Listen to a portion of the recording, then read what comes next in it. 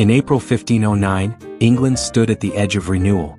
King Henry VII, the cautious ruler who ended the Wars of the Roses, had died. His 17-year-old son, Henry Tudor, now became Henry VIII, King of England. From the moment he ascended the throne, Henry seemed everything a nation could hope for: handsome, intelligent, athletic, and charming. He was tall for his time, over 6 feet, with red gold hair and an easy smile that won hearts. He spoke several languages, played music, and loved sports and tournaments. To his people, he was the perfect prince, a symbol of youth, strength, and peace after decades of unrest. But Henry also inherited something else: his late father's political ambitions. England needed alliances, and one had already been arranged long before Henry's birth: a marriage to Catherine of Aragon, the daughter of the powerful Spanish monarchs Ferdinand and Isabella. Catherine had once been married to Henry's older brother, Prince Arthur, who died only months after their wedding. That union had been meant to link England and Spain as allies against France. After Arthur's death, Catherine was left in England, uncertain of her fate.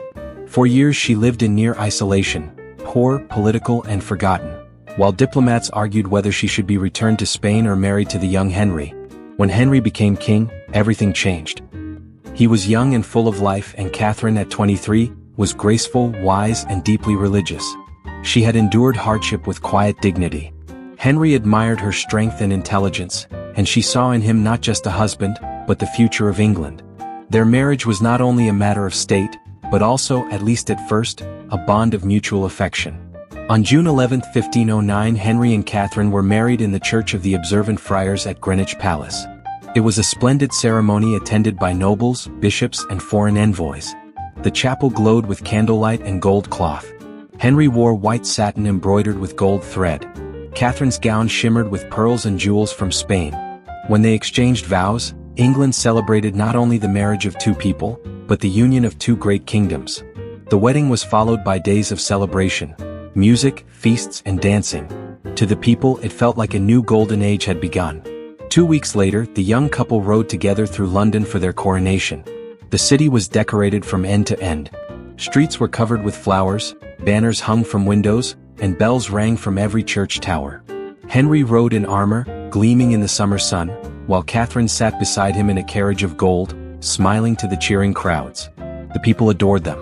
They saw in this couple youth, hope, and stability, the promise that England had entered a new era. Inside Westminster Abbey, the coronation was a magnificent affair. The Archbishop anointed Henry with holy oil, and Catherine knelt beside him as queen. The choir sang as the crowns were placed upon their heads. That moment symbolized everything Henry believed about himself: that he was chosen by God to rule, to bring honor and greatness to England. After the coronation came the banquet, one of the grandest England had ever seen. There were fountains running with wine, tables filled with roasted swans and venison, and music playing throughout the palace. Henry, always eager for spectacle, took part in tournaments, dancing, and games. He wanted to be not just a king but the most admired man in Europe. Catherine, dignified and kind, became a beloved figure among the people. She was fluent in Latin, devout in her faith, and genuinely cared for the poor. Together, they seemed to embody everything a royal marriage could be: beauty, power, and promise. In the days following the celebrations, Henry and Catherine prayed together in the royal chapel, thanking God for their good fortune. To Henry, the future looked boundless. He imagined strong sons to carry on the Tudor line, a realm united under his rule and glory that would rival any king before him. To Catherine, the moment was sacred. She saw her marriage as part of God's divine plan, a duty not just to her husband but to her faith. Neither of them could imagine that this same faith, the very foundation of their union, would one day divide them completely. For now, England rejoiced. Henry VIII and Catherine of Aragon stood as the most admired couple in Christendom. But beneath the gold and celebration, the seeds of conflict had already been planted. In Henry's pride, his hunger for glory, and his unspoken fear that without a son, his legacy would die. The early years of Henry VIII's reign were filled with promise. He was everything a young monarch could be: ambitious, energetic, and loved by his people. England, after years of careful saving under his father, was wealthy and stable. Henry spent freely on grand palaces, fine clothes, and magnificent tournaments. His court was alive with music, laughter, and the glitter of power. He surrounded himself with brilliant men: Thomas Wolsey, a priest with sharp intellect who rose quickly to become his chief advisor; Thomas More, the moral scholar and writer; and noblemen who flattered the king's youthful ego. Henry saw himself as both a warrior and a scholar, a king destined to bring honor to his realm. But behind the celebrations and tournaments lay one unfulfilled purpose: to secure the future of the Tudor dynasty through a male heir. Catherine of Aragon became pregnant soon after their marriage. The kingdom rejoiced, the long-awaited heir was on the way. But joy turned to tragedy. In January 1510 she gave birth to a stillborn daughter. The couple grieved, but their love held firm. Later that same year, Catherine conceived again. In January 1511 she gave birth to a son, Prince Henry, Duke of Cornwall. The people of England erupted in celebration. Bonfires lit the night, bells rang across the land, and the court rejoiced as the infant prince was christened in great ceremony. Henry VIII was ecstatic. He declared tournaments and feasts to honor the birth of his son. But the joy lasted only 7 weeks. The young prince died suddenly. An unexplained illness took him from his parents' arms. The king was heartbroken. Catherine wept in silence. The palace that had echoed with celebration now fell into mourning. Over the next few years, Catherine would endure at least 5 more pregnancies, most ending in miscarriages or infants who lived only a few days. Only one child survived infancy, a daughter, Princess Mary, born in 1516. Henry loved her dearly, but she was not the heir he longed for. In the 16th century, the strength of a king's rule depended heavily on his ability to produce a male heir. Without one, the realm risked instability and even civil war. Memories of the Wars of the Roses still haunted England. Catherine, devoted and loyal, did everything she could to comfort her husband. She was admired throughout Europe for her dignity, intelligence, and piety. But as the years passed, the youthful spark between them began to fade. Henry's court remained full of beauty and temptation, ladies-in-waiting, noble women, and the excitement of admiration. He began to look elsewhere for attention, though always returning to Catherine with affection and duty. Still, the quiet voice of frustration grew louder in his mind. Why had God denied him a son? He began to wonder if his marriage was cursed. As doubts brewed at home, Henry sought glory abroad. In 1513 he led England into war against France, seeking to prove himself as a warrior king like the legendary Henry V. He crossed the Channel with his army and won a symbolic victory at the Battle of the Spurs, capturing the French towns of Therouanne and Tournai. Back in England, while Henry was away, Catherine of Aragon proved her own strength. When the Scottish King James IV invaded England, she personally oversaw the defense of the realm. Dressed in armor, she addressed her troops with courage, and the English army crushed the Scots at the Battle of Flodden Field. James IV was killed, and Catherine sent his blood-stained coat to Henry as a trophy. It was one of her finest moments, but even victory could not mend what time was slowly breaking. By the 1520s, Henry was no longer the carefree prince of his youth. He was in his mid-30s, heavier, more commanding, and increasingly impatient. Catherine, nearing 40, had aged beyond her years through sorrow and childbirth. Though still respected, she could no longer bear children. Henry's frustration deepened into desperation. He saw in his daughter Mary no guarantee of stability. If he died without a son, England might fall into chaos. In his heart, he began to believe that God was punishing him, that his marriage to his brother's widow was unholy. A passage from the book of Leviticus haunted him. If a man shall take his brother's wife, it is an unclean thing, they shall be childless. To Henry this was divine confirmation. He convinced himself that his marriage to Catherine was invalid in the eyes of God, that it must be annulled, so he could marry another woman and produce a legitimate heir. Whether this conviction was born from true faith or personal desire remains debated by historians. But around this time, a young woman appeared at court, Anne Boleyn, the sister of one of Henry's former mistresses, and was intelligent, witty, and ambitious. She refused to become just another of Henry's lovers. She wanted more: marriage, power, and the crown itself. Her refusal only deepened Henry's obsession. He began to see her as both a romantic ideal and the solution to his dynastic crisis. Catherine's quiet devotion could not compete with Anne's youth and charm. The court became divided, some loyal to the queen, others drawn to Anne and the king's new vision for England. By 1527, Henry took his first official step toward dissolving his marriage. He appealed to Pope Clement VII, claiming his union with Catherine had been sinful and should be annulled. But the situation was politically complex. Catherine's nephew was Charles V, the powerful Holy Roman Emperor, the most influential ruler in Europe. The Pope, under Charles's influence, could not easily offend him by granting Henry's request. As months turned to years, the matter, known as the King's Great Matter, became the center of English politics. Catherine refused to agree to an annulment. She insisted her marriage was lawful. Her first husband, Arthur, had died before it was ever truly consummated. She appealed to the Pope, stood firm before tribunals, and declared herself the rightful queen. Her courage earned her immense sympathy from the people. But Henry's determination only grew stronger. He was no longer content to wait on Rome's decision. Henry began to listen to men who told him that a king of England needed no permission from Rome to decide his own affairs. Among them was Thomas Cranmer, a scholar who argued that the king's authority came directly from God, not the Pope. And Thomas Cromwell, a shrewd and ambitious man, saw in Henry's frustration an opportunity to reshape England itself. Slowly, the idea of a national church, ruled by the king rather than the Pope, began to take root. But for now, in the late 1520s, Henry remained torn between duty and desire, between the woman who had stood by him for 20 years and the woman who promised him both passion and sons. Catherine prayed for her husband to return to reason. Henry prayed for God to free him from what he called a burdened conscience. Neither could know that their personal conflict would soon change the course of English history forever. By the late 1520s, Anne Boleyn had become the most talked about woman in England. She was not of royal birth, but came from a family of ambition and influence. Her father, Thomas Boleyn, had served the crown as an ambassador, and Anne had spent part of her youth in the sophisticated courts of France. When she returned to England, she carried with her the charm and elegance of the French court. Her manner was confident, her speech quick, and her style unlike anything the English nobility had seen. Henry VIII met her around 1525. At first, she was a lady-in-waiting to Queen Catherine.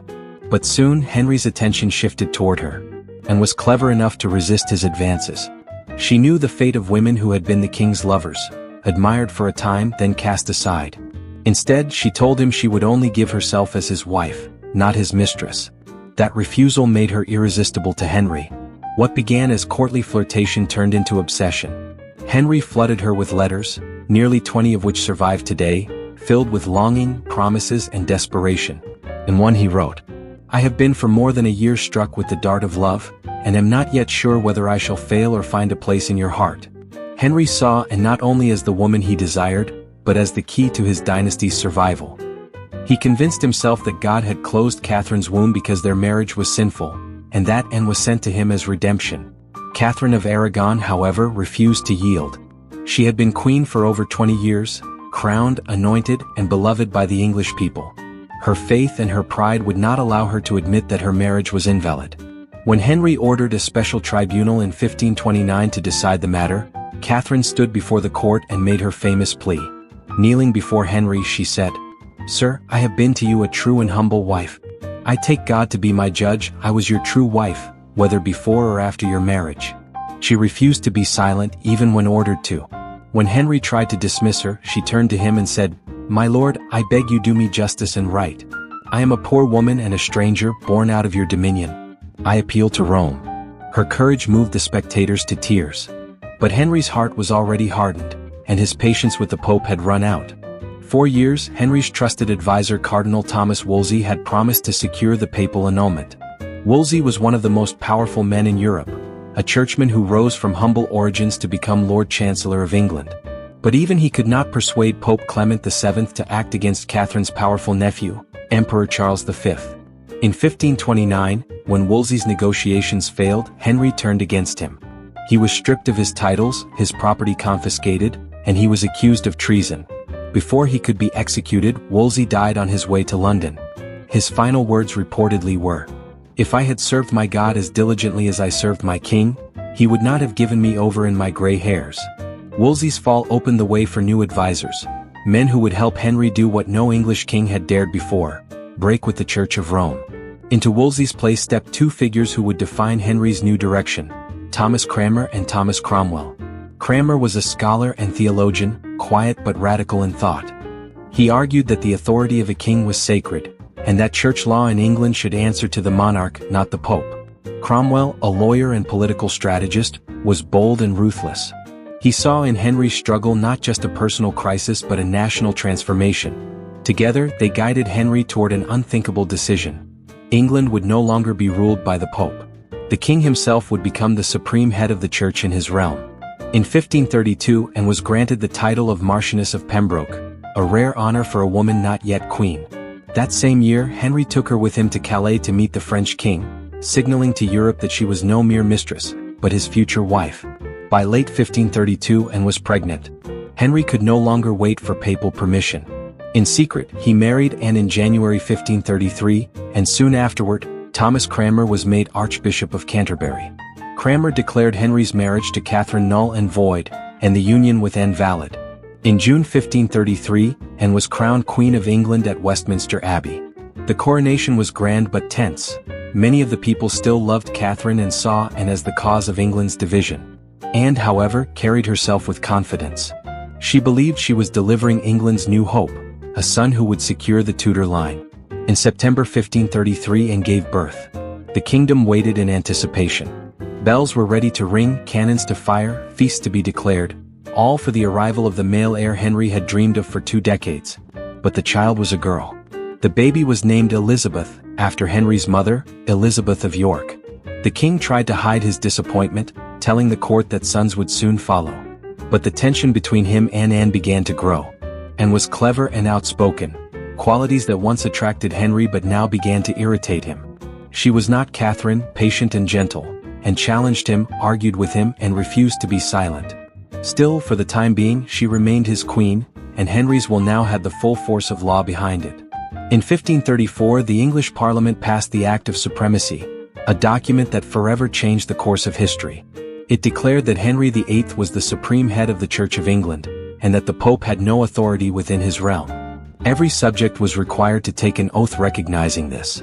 Those who refused were charged with treason, punishable by death. Among those who refused was Sir Thomas More, once Henry's friend and chancellor. More could not swear that the king was head of the church, believing only the Pope held that authority. He was imprisoned in the Tower of London and later executed. Before his death he said quietly, "I die the king's good servant, but God's first." His words echoed through history as the cost of conscience in a kingdom ruled by conviction and fear. Catherine of Aragon, stripped of her title, was sent to live in isolation in damp castles across England. She continued to call herself queen, not Princess Dowager, as Henry commanded. She wrote letters to her daughter Mary, urging her to hold firm in her faith. Catherine never saw Henry again. In 1536, at the age of 50, she died, worn by sorrow but unbroken in spirit. When the news reached Henry, he dressed in yellow and celebrated privately. To him, it was as if God himself had finally removed the obstacle that tormented his soul. But to many, it marked the loss of the true queen, a woman of faith, dignity, and courage. Anne Boleyn's triumph was short-lived. Her sharp wit and ambition, once admired, now made her enemies at court. Henry, frustrated by her inability to produce a son, began to drift away. By the time of Catherine's death, Anne had suffered several miscarriages. The last one in January 1536 was especially devastating. It was a boy, lost in the early months of pregnancy. Whispers began to spread that Anne had bewitched the king, that she was proud, faithless, even dangerous. And among those whispering was Thomas Cromwell, the same man who had helped raise her to power. He now saw her as a threat to his growing influence, and he would soon find a way to remove her. Yet beneath his triumph lay deep fractures. His realm was divided between those loyal to the old faith and those embracing the new. And his new queen, for whom he had risked everything, was beginning to fall from favor. The Golden Prince who once embodied hope had become a man ruled by desire and divine conviction. A king who believed his will was God's command. The world would soon see the cost of that belief. By 1535, the fires of Henry and Anne's passion had cooled into embers of frustration and resentment. Anne, now Queen of England, had given birth not to the long-desired son, but to a daughter, Princess Elizabeth. Henry's pride had softened his disappointment at first. Elizabeth was healthy, lively, and bright, but she was not a boy. As the years passed, Anne suffered 2 miscarriages, one of which was rumored to be a male child. To Henry it felt like God's punishment, or worse, a curse upon his marriage. Anne's sharp tongue and fiery temper, which once excited the king, now irritated him. She was too bold, too proud, and too political for his liking. She had allies, yes, the reformers and men like Thomas Cromwell, who had risen from obscurity to power by supporting her cause. But at court, enemies gathered quietly in corners, whispering.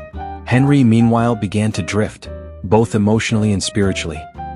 His eyes turned toward another woman, Jane Seymour, a gentle and reserved lady-in-waiting who served Anne herself. Jane's soft-spoken nature stood in stark contrast to Anne's proud assertiveness. To Henry she seemed like peace after a storm. Jane Seymour was not a woman of ambition, at least not openly. She had grown up in a noble but modest family and had served both Catherine of Aragon and Anne Boleyn. Her calm manner and devout faith reminded Henry of Catherine's virtue, without the memory of confrontation. Soon, Jane became the new object of his affection, and of Anne's growing fear. Henry began to send Jane gifts. When Anne found out, she was furious. She accused Jane of seducing the king and demanded she return the jewels Henry had given her. Jane refused. She had learned from Anne's example that resistance could turn a king's fancy into obsession. In public, Anne smiled and tried to maintain her royal dignity. In private, she was breaking. She knew what had happened to Catherine, and feared that the same fate awaited her. But Anne's fall would be far more brutal. Thomas Cromwell, Henry's chief minister, had once been Anne's greatest ally. He had engineered the annulment of Henry's first marriage, dismantled the monasteries and secured Anne's queenship. But now their interests clashed. Anne wanted the wealth of the dissolved monasteries to go toward education and charity. Cromwell wanted it for the crown, and himself. Their arguments grew fierce. Henry, who once relied on Anne's advice, now saw her political meddling as troublesome. Cromwell, sensing the king's fading love for Anne, began to plot his survival. He knew Henry's desires before Henry himself spoke them, and he understood that if the king wanted Jane Seymour, Anne had to go. By early 1536, Anne's enemies began gathering evidence, or rather, stories. They whispered that the queen was too familiar with certain men at court, the musician Mark Smeaton, the poet Sir Thomas Wyatt, and even her own brother, George Boleyn, Lord Rochford. The rumors were baseless, born from envy and manipulation. But Cromwell turned them into weapons. He began quietly interviewing servants, twisting words and forging confessions. A small slip of etiquette, a jest, a glance, all were reshaped into signs of adultery. Henry was told just enough to stir his jealousy and his pride. The thought that his queen, the woman for whom he had defied the Pope and remade England, might betray him, filled him with both rage and relief. Rage because he felt humiliated. Relief because it gave him an escape. Now he could rid himself of Anne without another annulment. This time it would be through justice, or at least the appearance of it. On May 2, 1536, Anne Boleyn was arrested. She was taken from her chambers at Greenwich to the Tower of London, the same place where she had entered as queen before her coronation, full of triumph and grace. Now she entered as a prisoner. She was accused of adultery with 5 men, including her brother. When she heard the charges, she laughed, not from amusement but disbelief. "I am clear of all these men," she said, "and I have been a loyal wife to the king." But in Henry's court, innocence no longer mattered. The verdict had already been written. The trial took place in the Great Hall of the Tower, a grim echo of justice, and stood before a jury of peers, many of them her rivals or Cromwell's allies. She defended herself with poise and intelligence, denying every accusation. Even her enemies admitted she spoke bravely and clearly. Her brother George was also tried and condemned. Their supposed crimes were scandalous, unthinkable, but the evidence was absurd. Still, both were found guilty. Henry did not attend the trial. He stayed away, feasting and laughing with Jane Seymour's family at Wolf Hall. When the sentence was read, death by burning or beheading, Anne accepted it with grace. She only asked that the king show mercy to her little daughter, Elizabeth. On May 19, 1536, the sun rose cold and pale over the Tower Green. A French swordsman had been brought specially for the execution, Henry's final gesture of mercy. And dressed carefully in a gray gown with a crimson underskirt, her dark hair tucked under a white hood, she walked calmly to the scaffold, her hands clasped, her eyes steady. Before the crowd, she spoke softly. "Good Christian people, I am come hither to die according to the law. I have been judged by the law, and I will speak nothing against it. I pray God save the king, and send him long to reign over you, for a gentler nor more merciful prince was there never." Her words were full of grace, not bitterness. She knelt, prayed briefly, and signaled that she was ready.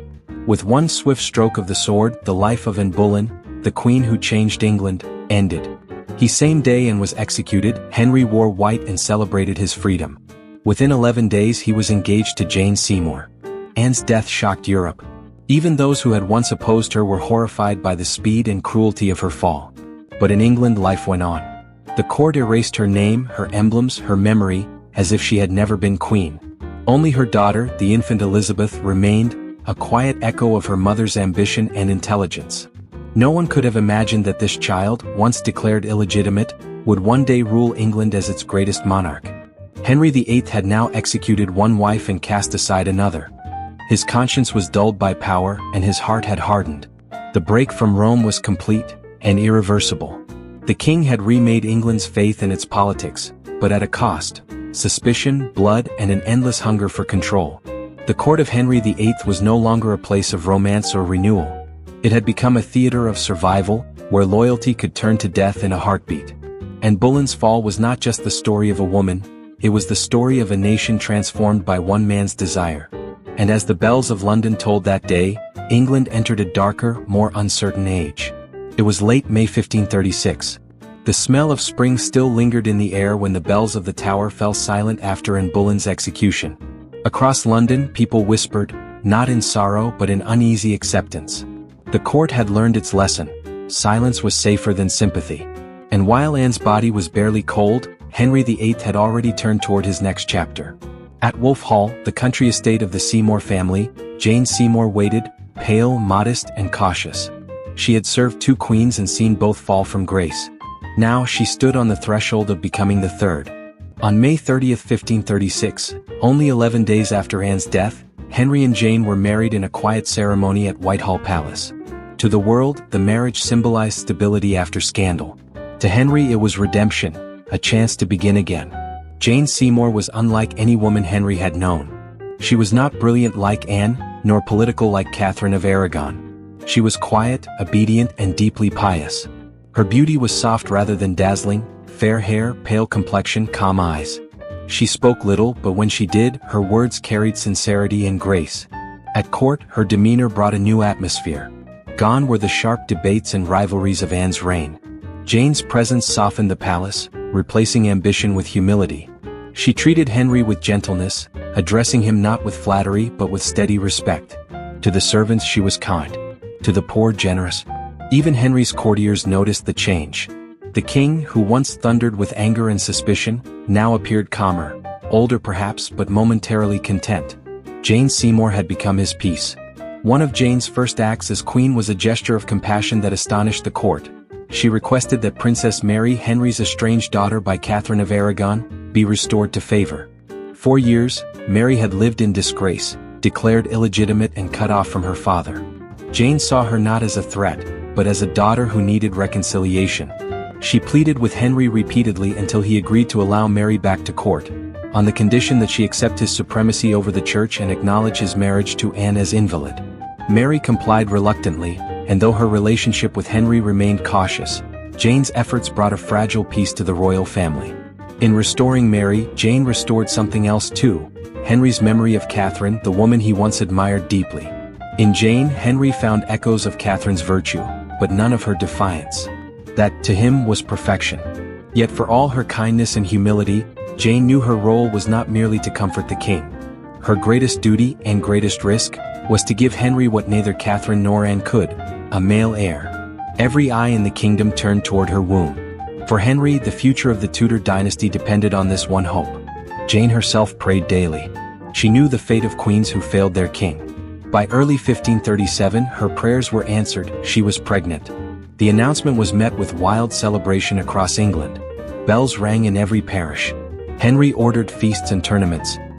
He declared that God had finally smiled upon his marriage. But beneath the joy there was fear. The pregnancy was difficult. Jane's health weakened. The court physicians watched her anxiously while Henry, uncharacteristically, remained devoted and attentive. He visited her chamber often, forbidding anyone to distress her. For the first time, the great Henry VIII seemed truly tender. On October 12, 1537, after 2 days and nights of agonizing labor, Jane Seymour gave birth at Hampton Court Palace to a healthy baby boy. The long-awaited heir, Prince Edward, had arrived. Henry's joy was overwhelming. He wept openly, embraced his courtiers, and declared that his line was secure at last.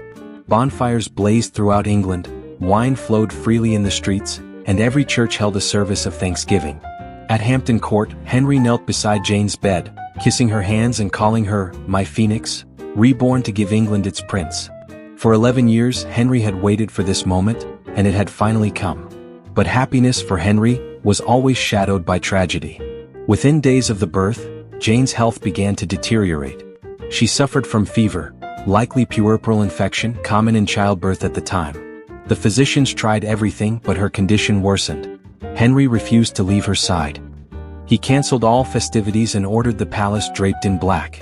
On October 24, 1537, just 12 days after giving birth, Jane Seymour, Queen of England and mother of the future king, died in her chamber.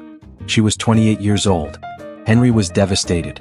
Those who saw him said he shut himself away for days, refusing food or company. For the first time, the man who had broken queens and defied the church was utterly broken himself.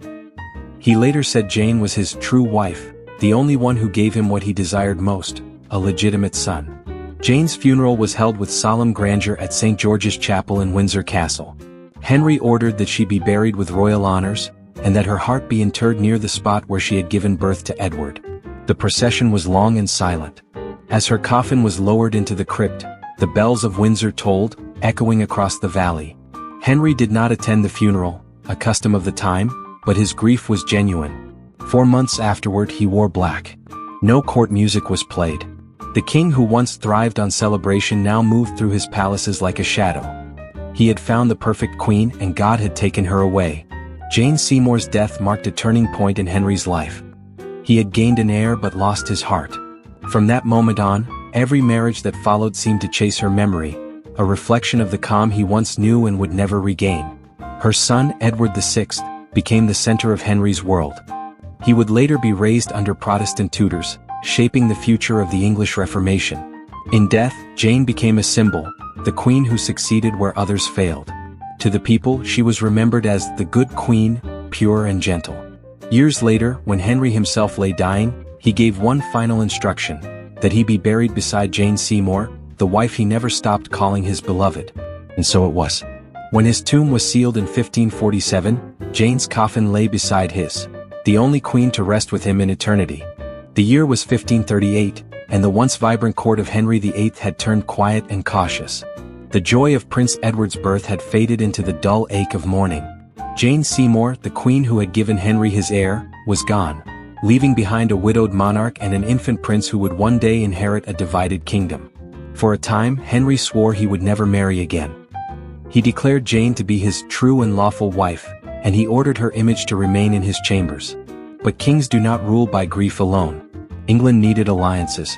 The Reformation had left Henry isolated, excommunicated by the Pope, distrusted by Catholic Europe and uncertain of friends abroad. France and Spain had reconciled under the Catholic banner, leaving England vulnerable. And so, by 1539, Henry turned his gaze toward Protestant Germany, hoping to form a political alliance that could balance the Catholic powers. The man to arrange it was Thomas Cromwell, Henry's chief minister and architect of reform. It was Cromwell who had helped Henry break from Rome, and now, it was Cromwell who would risk everything to secure the king's next marriage. Cromwell's task was clear: find a Protestant princess who could unite England with the German states. His search led him to Anne of Cleves, the sister of Duke Wilhelm of Cleves, a German ruler allied with the Protestant cause. Anne was 24, modest, pious and well-bred. Her family was powerful, her religion acceptable, and her reputation spotless. There was only one problem: Henry had never seen her. In an age before photography, royal marriages depended on portraits. Cromwell, eager to please, sent the court's most skilled artist Hans Holbein the Younger to paint Anne's likeness. Holbein returned with a delicate and flattering portrait, and in rich German attire, her face serene and composed, her eyes calm and gentle. To Henry, still grieving Jane Seymour, she looked like peace, perhaps even love reborn. Without hesitation he agreed to marry her. It was a decision made not from passion, but from politics and illusion. In December 1539, Anne of Cleves set sail for England, leaving her homeland behind. Her journey was long and cold, across the stormy North Sea, through the winter winds, until she arrived on the English coast. Meanwhile, Henry waited with restless excitement. He was 50 now, heavier, slower, and often in pain from an ulcerated leg that made walking difficult. But in his mind, he was still the young prince of old, gallant, romantic, and eager to meet his new bride. He decided, in a burst of old-fashioned chivalry, to surprise her before the wedding, disguised as a commoner. Anne was resting at Rochester Castle when a group of courtiers arrived, led by a large man in plain clothes. The man approached her boldly, kissed her on the cheek, and handed her a token of love. And, startled and confused, barely responded. She had no idea that this was the King of England himself. Henry, expecting delight and affection, felt humiliated when he revealed his identity and fell to her knees, but the moment was already ruined. "She is nothing so fair as she hath been reported," Henry said bitterly to Cromwell afterward. He complained that Anne was coarse, awkward, and not at all pleasing to him. To his courtiers, he whispered that she smelled of foreign oils and spoke no English. The romance that had existed only in his imagination vanished instantly. But politics demanded a wedding, and Henry was trapped in his own diplomacy. On January 6, 1540, Henry VIII married Anne of Cleves at Greenwich Palace. The ceremony was grand, but the king's heart was cold. He performed his duties mechanically, showing no joy or affection. To the court, the match seemed secure, but behind closed doors Henry's disgust was growing. That night, in their marriage bed, the king could not bring himself to consummate the union. He later told his physicians that he found her so different from her picture, that he could never be stirred to know her as a man should know his wife. The courtiers whispered that the king had been deceived, that Cromwell had oversold Anne's beauty to secure the alliance. And Henry, humiliated in his own eyes, turned his anger toward the man who had arranged it. In truth, Anne of Cleves was not unattractive. Contemporary accounts describe her as tall, fair, and gentle, but she was unpolished by English court standards. She dressed in heavy German gowns, spoke little, and lacked the flirtatious manners Henry expected. To him she was not a queen, she was an embarrassment. Within months Henry demanded a way out. Cromwell, desperate to save himself, suggested an annulment on the grounds that the marriage was never consummated. And, practical and intelligent, agreed. She knew resistance could mean death, and she had seen what happened to those who crossed Henry. On July 9, 1540, the marriage was declared null and void. Henry thanked God for his freedom, and within days turned his attention to a new woman, Catherine Howard, a young cousin of Anne Boleyn. But unlike Henry's other wives, Anne of Cleves' story did not end in tragedy. She had played her part in politics and survived it. After the annulment, Henry granted her generous estates, a yearly income, and the honorary title of the king's beloved sister. She was allowed to remain in England, attend court, and even maintain a friendly relationship with the royal children, Mary, Elizabeth, and Edward, and adapted quickly. She learned English, adopted local customs, and lived quietly at her country estates. When she visited court, she was treated with warmth, even by Henry himself. For the rest of her life, she remained one of the few people in England who could speak openly with the king without fear. And perhaps that was her quiet triumph. She had outlived danger by refusing to challenge power. For Thomas Cromwell, however, the story ended differently. Henry's humiliation over the failed marriage turned to fury. Cromwell's enemies at court, especially the Duke of Norfolk, seized the moment. They accused him of overreaching his authority, of heresy, and of betraying the king's trust. Henry, always quick to shift blame, signed Cromwell's death warrant. On July 28, 1540, the same day Henry married Catherine Howard, Cromwell was executed at Tower Hill. As the axe fell, the man who had built the Reformation fell with it. The king had destroyed yet another loyal servant, and yet another piece of his own legacy. Anne of Cleves' marriage lasted barely 6 months, the shortest of all Henry's unions. But it marked an important shift in his reign. It revealed the king's vanity, his insecurity, and his inability to separate personal pride from political judgment. It also showed England's isolation, a nation caught between two faiths, ruled by a man who could no longer be satisfied by either love or power. Anne of Cleves would go on to live a peaceful life, outlasting Henry and all his other wives. When the king died in 1547, she attended the coronation of his son, Edward VI, and later served under Queen Mary. Her quiet endurance became her greatest strength, proof that sometimes survival itself is victory. By 1540, King Henry VIII was no longer the radiant prince of his youth. Years of indulgence and illness had transformed him. His once athletic body had grown heavy, his face swollen and pale, and a festering wound on his leg refused to heal. The pain was constant, the smell unbearable, and the king's temper had become fierce and unpredictable. The marriage to Anne of Cleves, arranged for politics, had lasted only 6 months. Henry, humiliated by the failure, now longed for comfort, tenderness, and above all, admiration. He wanted to feel young again. That desire made him vulnerable, and at the glittering Tudor court, few understood how to charm a king better than Catherine Howard. Catherine was barely 19 when Henry noticed her. She had been serving as a lady-in-waiting to Anne of Cleves, the very queen Henry had just cast aside. She was everything the aging king no longer was: lively, musical, graceful, and full of youthful laughter. She danced elegantly, spoke sweetly, and blushed when the king addressed her. Her uncle, Thomas Howard, Duke of Norfolk, one of the most ambitious men at court, immediately saw an opportunity. If Catherine could capture the king's heart, the powerful Howard family would rise again. Catherine's charm worked like magic. To Henry she was the embodiment of spring, his rose without thorns. Her youth seemed to wash away his years. Soon he was showering her with jewels, gowns, and affection. In July 1540, only 16 days after annulling his marriage to Anne of Cleves, Henry married Catherine Howard at Oatlands Palace. The wedding was private, but the celebrations afterward were extravagant. Music filled the air, and Henry, despite his limp, insisted on dancing. He called Catherine his very jewel of womanhood, and declared that he was the happiest man alive.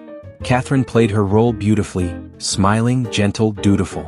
She made Henry believe he was still the gallant young king of old. But the court whispered behind her back. Her past was not as pure as she claimed. Before she came to court, Catherine had been raised in the household of her step-grandmother, the Dowager Duchess of Norfolk. It was a lively but poorly supervised place, full of music, laughter, and youthful flirtations. There, as a teenager, Catherine had been involved with two men: Henry Mannix, her music teacher, and later Francis Dereham, a household secretary. Both relationships were secret, but not forgotten. When she became queen, Dereham himself approached her, demanding a position at court, reminding her of their past. Fearing exposure, Catherine gave him a place in her household. But the decision would prove fatal. At first, Catherine's life at court seemed perfect. Henry adored her. He called her kitten, and lavished gifts upon her. He referred to her publicly as "my rose without thorns," a name that made courtiers bow and smile even as they gossiped in private. But the queen grew restless. Henry was much older, often in pain, and could barely move without help. Catherine, young and impulsive, missed the excitement of her earlier life. At court, she found companionship in Thomas Culpeper, a handsome and charming gentleman of the king's privy chamber. Culpeper was daring, confident, and dangerously close to the king's trust. Their secret meetings, arranged by Catherine's lady-in-waiting Jane Boleyn, Lady Rochford, the widow of Anne Boleyn's brother, soon became the heart of court rumor. Whispers spread quickly through the corridors of Whitehall Palace. Servants noticed late-night visits, hidden letters, and nervous glances. One by one, those who knew pieces of Catherine's past began to talk. It started when Archbishop Thomas Cranmer, Henry's trusted religious advisor, received an anonymous letter describing the Queen's behavior. At first, Henry refused to believe it. He tore the letter apart, shouting that his enemies were jealous of his happiness. But Cranmer quietly began investigating, interviewing former servants and examining old correspondence. The evidence was undeniable. Francis Dereham confessed to having known Catherine in dishonor before she was queen. Under interrogation, others revealed her secret meetings with Culpeper. When Cranmer finally presented the truth to Henry, the king broke down in rage and grief. He called Catherine a common harlot, and swore that all who deceived him would pay. On November 12, 1541, Catherine was arrested.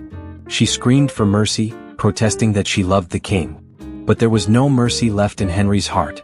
The once adored rose without thorns was now accused of treason. Culpeper and Dereham were executed, one beheaded, the other hanged, drawn, and quartered. Their heads were displayed on London Bridge as a warning.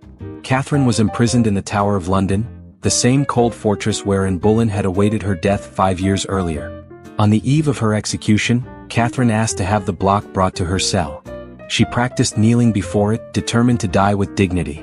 Those who saw her that night said she seemed calm, almost resigned. She said only one prayer: that God would forgive her sins and that Henry would remember her kindly. On February 13, 1542, she was led to the scaffold within the Tower grounds. The morning was gray and silent. She wore a simple black gown and a white hood. Before kneeling, she spoke softly. "I die a queen, but I would rather have died the wife of Thomas Culpeper."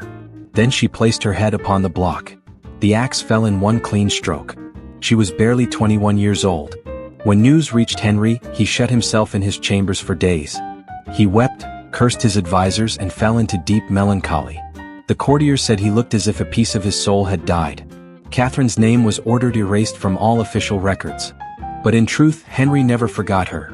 The laughter, the innocence, the illusion of youth she had briefly restored to him. In his later years, the memory of Catherine haunted him like a ghost of lost time. Catherine Howard's downfall marked the last time Henry would marry for love or desire. Her death left the king bitter and cautious, a man scarred by passion and betrayal. The young queen who had once made him feel alive had instead reminded him of his own decay. And in the wake of her death, the Tudor court grew darker, quieter, filled not with music and dancing but with fear. Henry was now an aging monarch, haunted by memories of 6 wives and the cost of his own choices. But history was not done with him yet. For one last queen, the final chapter of his tumultuous love and rule, was yet to come. It was the summer of 1543. King Henry VIII was 52 years old, obese, ill, and exhausted by years of betrayal, executions, and religious conflict. His once fiery eyes were dimmed by pain. His leg ulcer oozed constantly, leaving him in agony. The great king who had once ridden fearlessly into battle and charmed the courts of Europe was now a shadow of himself, unpredictable, suspicious, and lonely. He had buried 5 wives, and with each one, a piece of his heart and sanity had died. The court feared him more than they loved him. Even his children, Mary, Elizabeth, and Edward, were kept at a distance, victims of the shifting politics that had claimed their mothers' lives. In this dark chapter, a woman entered his life who would bring something none of the others truly could: peace. Catherine Parr was 31 years old when she caught the king's attention. Born to a respected noble family, she was well-educated, fluent in Latin, French, and Italian, and deeply interested in religion and scholarship. She had already been widowed twice. Her first husband, Edward Burrough, had died young. Her second, John Neville, Lord Latimer, had left her a wealthy and independent woman. Unlike Henry's previous wives, Catherine had no hunger for power or status. She was a woman of reason, with a calm and compassionate spirit. When she was presented at court in 1543, she did not seek the king's favor. In truth, her heart belonged to another, Thomas Seymour, the dashing brother of Henry's third wife, Jane Seymour. But fate had other plans. Henry saw Catherine not as a flirtatious beauty, but as a balm for his wounds, a companion who could soothe his temper, share his faith, and restore his household's order. When he proposed marriage, Catherine hesitated. She confessed to her friends that she had no desire to marry again. Yet she also believed that God had chosen her for a purpose: to serve the king and to bring moral and spiritual peace to England. And so, on July 12, 1543 at Hampton Court Palace, Catherine Parr became the 6th Queen of Henry VIII. The ceremony was simple. Henry, weary but smiling, held her hand tightly. Catherine knelt beside him as they exchanged vows, not out of passion, but out of mutual respect and understanding. Catherine's influence at court was immediate. She was intelligent, patient, and kind, traits the aging Henry desperately needed. Unlike her predecessors, she sought to unite rather than divide. She treated Henry's children as her own, restoring the royal family's dignity after years of scandal. She brought Princess Mary and Princess Elizabeth back to court, ensuring they were once again acknowledged as the king's daughters. She also cared for young Prince Edward, guiding his education and nurturing his gentle, thoughtful nature. In Catherine's presence, the royal household became a home again. But Catherine was not just a nurse or mediator, she was a thinker. She shared Henry's passion for theology, though her views leaned toward Protestant reform. Under her guidance, religious discussions flourished in the royal chambers. She even published 2 devotional books, Prayers or Meditations and The Lamentation of a Sinner, making her the first Queen of England to publish under her own name. Henry admired her intellect, though at times it also threatened him. As the king's health worsened, his court grew divided between conservatives, who wanted to preserve the old Catholic ways, and reformers who supported the Protestant cause. Catherine's open interest in reform made her enemies whisper that she was leading the king astray, and soon, those whispers reached his ears. In 1546, when Henry was at his most irritable and suspicious, a group of Catholic counselors plotted to destroy the queen. They presented the king with evidence suggesting that Catherine's discussions of faith were dangerous, even heretical. Henry's mood turned cold. He gave orders that an arrest warrant be prepared. The next day, unaware of the danger, Catherine visited him in his chambers to read scripture as she often did. When Henry confronted her, demanding to know why she presumed to lecture him on religion, she fell to her knees. With quiet grace she replied, "Your Majesty, I speak of these matters only to learn from your great wisdom, not to instruct you." The king was silent for a long moment, then extended his hand and smiled. "You are now become a doctor, Kate," he said, "and have well escaped your punishment." That night, when the guards arrived with the warrant, Henry furiously ordered them away. The plot had failed. Catherine had survived, through intelligence and humility. As the months passed, Henry's strength faded. He could no longer ride or walk unaided. His leg ulcers bled constantly, and his moods swung from rage to despair. Catherine stayed by his side, tending to his wounds, reading to him, and managing the affairs of court. She even acted as regent when Henry went to war with France, ruling the kingdom in his absence, a remarkable sign of his trust in her. In her care, Henry found something he had never truly known before: stability. She did not flatter him like Anne Boleyn, nor challenge him like Catherine Howard. Instead, she offered companionship, dignity, and understanding, the kind of love a weary soul seeks at the end of its journey. In January 1547, Henry VIII lay dying at Whitehall Palace. He was surrounded by few attendants, his body swollen and weak. Catherine stayed near him until the very end, though she was kept from the deathbed itself when his physicians and bishops took charge. On the morning of January 28, 1547, Henry VIII, the once golden prince, died at the age of 55. He left behind 3 heirs, Edward, Mary, and Elizabeth, and a kingdom forever transformed by his reign. Beside his tomb at Windsor Castle, he ordered to be buried with Jane Seymour, the only wife who had given him a son. Catherine Parr, the survivor, lived on. After Henry's death, Catherine finally found the freedom she had long been denied. She married her first love, Thomas Seymour, and for a time, happiness returned. But peace never lasted long in Tudor England. Her marriage to Seymour stirred scandal, and she soon discovered she was pregnant at last for the first time in her life. Tragically, she died in September 1548, just days after giving birth to a daughter, Mary Seymour. Even in death, her words endured. In her final writings, Catherine spoke not of power or sorrow, but of faith and forgiveness. She had lived through one of history's most perilous courts, and survived with her dignity intact. Catherine Parr was the only one of Henry's 6 wives to outlive him, the last rose in a garden of thorns. She had healed the royal family, brought education to the young Elizabeth, and restored gentleness to a court that had forgotten it. When the story of Henry VIII is told, it is often filled with fire, betrayal, and blood. But Catherine Parr's chapter ends not in tragedy, but in quiet grace. She was the woman who taught a dying king to be at peace, and who helped shape the future of England through kindness, intellect, and faith.